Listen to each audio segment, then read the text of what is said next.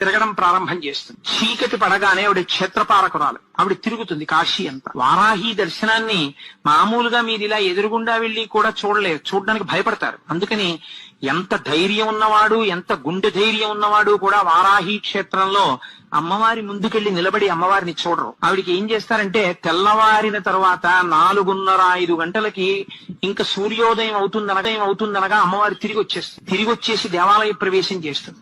అర్చకులు కూడా ఒక్క 10 నిమిషాలు 20 నిమిషాలు లోపలుండి గబగబా అమ్మవారికి పూజ చేసేసి తలుపులు వేసేస్తారు. ఆవిడ పగటి పూట పడుకుని నిద్రపోతుంది. కాబట్టి మీరు సూర్యోదయం అయిపోయే లోపల వారాహి దర్శనం చేసేయాలి. వారాలుంటాయి, ఒక 4-5 కన్నాలు. అక్కడ నిలబడి మీరు ఆ కన్నాల్లోంచి చూస్తే వారాహి రూపం కనపడుతుంది. అసలు ఆ కన్నంలోంచి అమ్మవారిని చూస్తేనే అమ్మ బాబోయ్ అని ఒళ్ళు పులక. వరాహ రూపం వరా